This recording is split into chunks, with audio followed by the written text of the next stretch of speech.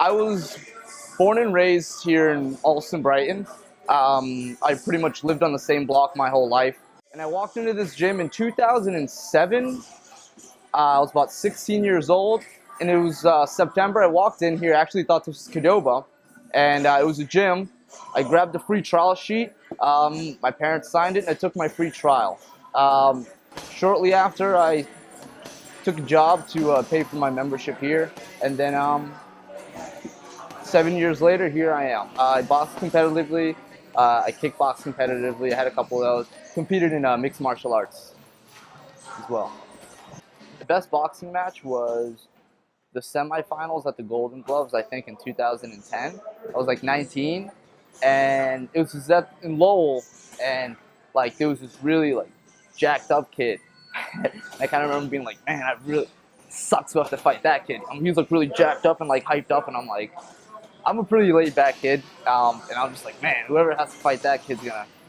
Woo. And so ended up they're like called my name and they call his name, and I'm just like, oh no. So I walk out.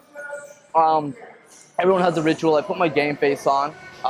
You turn the switch, and you walked out, and the bell rang, and he just cracked me so hard. I didn't know where I was for a second, but I just reverted my training, put my jab on, and we just kind of banged for a bit. It took me a bit to get my bearings, but once I got my footing, and just realized, took advantage of the little holes, and we were just wailing at the end, and you kind of just revert to your training, and you're just like, don't wail, don't brawl. You step on that back toe, and you put your punches together.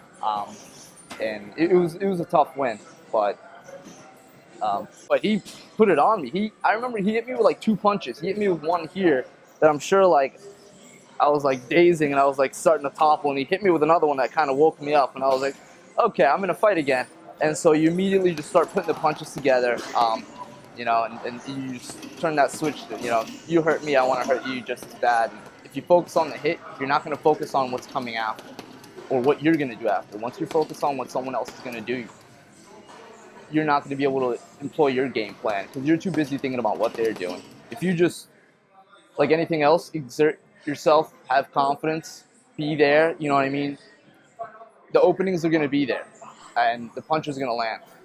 You always shake his hand, you can give the guy a hug, and it's at the end of the day, it's a fight, and you always appreciate someone giving you their best competitively.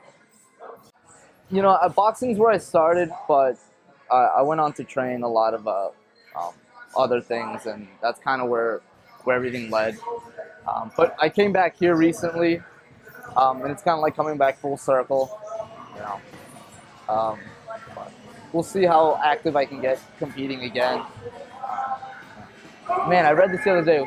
Socrates said, there's no reason for a man to be an amateur in the matter of physical fitness.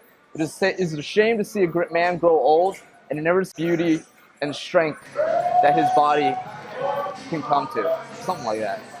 It was really cool, and I was like, that's pretty real.